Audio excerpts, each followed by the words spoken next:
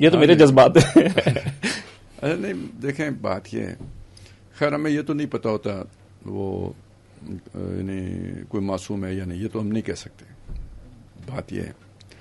لیکن یہ طریقہ کار کا غلط ہونا تو اپنی جگہ پہ ہے، اور یہ آج سے نہیں ہے، 25 سال سے وہ جو مسنگ پرسنز والا کہانی تھی. لیکن اب جو ہو رہا ہے نا، یعنی آپ اس کو یوں بھی تو دیکھ سکتے ہیں، میں یہ مطلب اسے ترجمہ کر رہا ہوں کہ جو لوگ ریاست پہ الٹی سیدھی آنکھتے ہیں، ٹھیک ہے، جو گالیاں بھی نکالتے ہیں، بڑے یعنی حساس اداروں کے سربراہان تک کو بھی معاف نہیں کرتے، انہیں کوئی کچھ نہیں کہتا. تو آپ مطلب ایک طریقہ تو یہ نا آپ کہیں کہ بھئی یہ ان کے پٹھو ہیں، ان کے یہ ہیں، اس لیے کچھ نہیں کہتے. تو ایک سوچ تو یہ بھی ہو سکتی ہے، مطلب میں اسے یوں اگر ٹرانسلیٹ کر لوں کہ اس کے لیے ریاست کو کوئی پرواہ نہیں ہے، بے شک گالیاں بکتے رہو. پالیسی یہ ہے، آپ نے اداروں کا لفظ میں یوں کہوں کہ اداروں کی پالیسی یہ ہے کہ بے شک گالیاں بکتے رہو، ہمیں کوئی فرق نہیں پڑتا. آزادی آپ نے مانگی تھی، آپ کو آزادی ہے جتنا مرضی. یہ نہ ہو کہ آپ کہیں مشرقی جرمنی سے مغربی جرمنی ہجرت کر جاؤ، ٹھیک ہے نا، کہ ایک چھوڑ کر، اس لیے کہ یہاں بھونکنے کی اجازت ہے جتنا مرضی کرو، ٹھیک ہے. ریاست کے خلاف جاؤ گے عملاً تو نہیں چھوڑیں گے. تو اس سطح پہ تو میں سمجھتا ہوں اگر پالیسی یوں ہے تو مجھے سمجھ میں آتی ہے یہ بات، ٹھیک ہے. تو پھر یہ ہو کیا رہا ہے؟ ہاں اب پھر ہو کیا رہا ہے؟ یہ جو اٹھائے جو جا رہے ہیں یہ کیوں؟ یہ تو وہ ہیں جو ریاست کے حق میں بولتے ہیں، کم از کم پچھلے 5 7 10 سالوں میں تو یہی دیکھا نا، ریاست کے حق میں بولتے دیکھا ہے. یہ کیوں اٹھائے جا رہے ہیں؟ یا ان کے گھر کیوں چھاپے مارے جا رہے ہیں؟ یا ان کے گھر کیوں پولیس بھیجی جا رہی ہے ذلیل کرنے کے لیے یا ڈرانے دھمکانے کے لیے؟ یہ کیوں کیا جا رہا ہے؟ تو دیکھیں یہ مجھے یہ پالیسی نہیں لگتی. اس کے پیچھے دیکھیں وہی بات ہے جب ہم طالبان کے بارے میں کہتے ہیں کہ ان کے مختلف وہاں پہ فیکٹرز انوالو ہیں، تو یہاں پہ بھی تو ہے نا. یہاں کہ ہو سکتا ہے آپ نے کوئی پوسٹ جو ہے نا کسی ایسے جو ہے نا وہ قبضہ گروپ کے خلاف کر دی ہو جو اسے اچھا نہ لگا ہو، کوئی آپ نے ایسی بات کر دی ہو جو کسی مذہبی مافیا کے خلاف ہو وہ اسے اچھی نہ لگی ہو. یہ مختلف میں نے اشارے کر دیے. اب ان کے بھی تو انتظامیہ کے اندر ہے نا اثر و رسوخ، افراد ہیں جو ان کے پے رول پر ہیں، ان کے کہے پر وہ بہت سارا کام کرتے ہیں. ایک ہوتا ہے کہ جی آپ نے اپنے ذاتی بدماش رکھے ہوئے ہوتے ہیں، زیادہ لمبے ہاتھ ہوں تو اپنے ریاستی اداروں کے اندر موجود اہلکاروں کو اپنا ذاتی بدماش کے طور پر استعمال کر رہے ہوتے ہیں. پاور تو ہوتی ہیں ریاستی، ٹھیک ہے، وسائل کہنا چاہیے، پاورز تو ریاست کی ہوتی ہے نا. یہ تو وسیلہ مطلب پیسہ ہے تو آپ کر رہے ہیں استعمال، ٹھیک ہے. تو کوئی کہیں آپ اس کو بھی دے دیں گے فلیٹ، وہ چل رہا ہے آپ کے ساتھ. جج بھی ہوتے ہیں ان کے ساتھ، پہیے لگے ہوتے ہیں نا فائلوں کو. تو اسی مطلب کیا ہوتا ہے کہ بھائی ان کا گھر بنا ہوا ہوتا ہے نا ہاؤسنگ سوسائٹی کے اندر.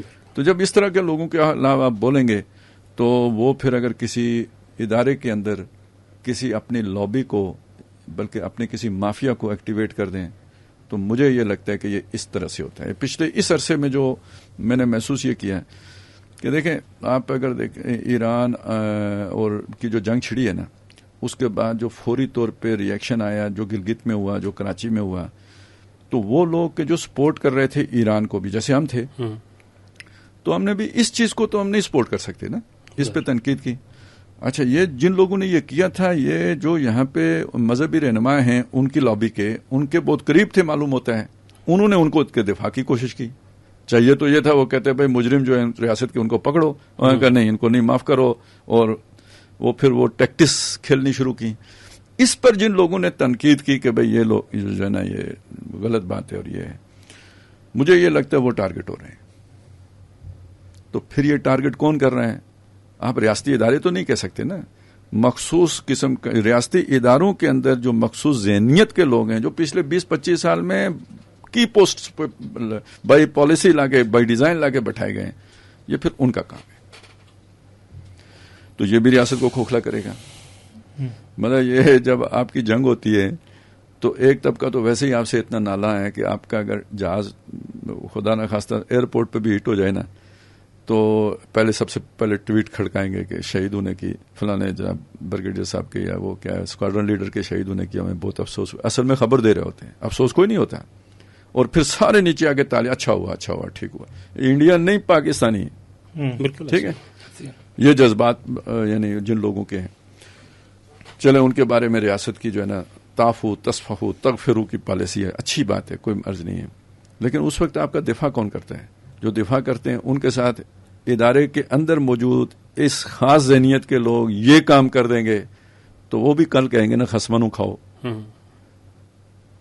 بہرحال آدمی کی جب ذاتی بےزتی ہوتی ہے تو بہت میچور بندہ ہوگا کہ وہ جو اس کو بیلنس کر کے اور پھر اسے اس ساری کیفیت کو ایک طرف کر کے اور اسے جناب مخصوص لوگوں کے کھاتے میں ڈال کے ریاست کے ساتھ پھر بھی جو ہے نا خیر خان بن کے کھڑا رہا. ریئیکشن ہوتے ہیں اور کچھ نہ کرے نہ پھٹے, لیکن یہ کہ وہ ہو جائے لا تعلق تو ہو جائے گا نا.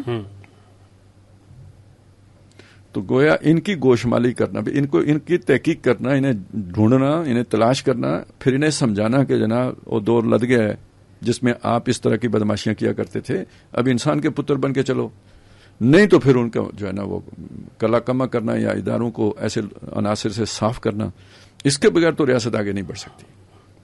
بالکل ٹھیک ہے. میں تھا بھائی اگر جرم کیا ہے تو وہ جرم لگائے نا دفعہ اس جرم کی, تو جرم کیا ہے, کام کیا ہے. ویسے میرا آپ نے کوئی جرم کیا ہے اس طرح کا یا آپ کے ساتھ بیٹھ کے میں نے کوئی ایسا جرم کیا ہو؟ پتہ نہیں, لیکن کیوں تنگ آپ کو بھی کیا جاتا ہے؟ میری بھی پوچھ گچھ ہوئی ہے. اچھا نہیں, آپ کے بارے میں آپ تو ریاست کے اتنے وہ لوگ تو کہتے ہیں کہ وہ جو آپ کو ٹیگ کر دیا جاتا ہے آپ کے تو ریاست سے بڑھ کے وفادار ہیں اور پتہ نہیں وہ ریاستی اداروں کے پتہ نہیں اسپوکس مین کا الزام جو ہے وہ آپ. ایسا ہی ہے لیکن دوسری طرف سے یہ کہا گیا کہ آپ ریاست کے مخالف ہیں. ٹھیک ہے نا, کیا مخالفت کی یہ ہمیں نہیں پتا ہے. اچھا, ہمیں بس خطا ہے. کہاں سے آیا ہے؟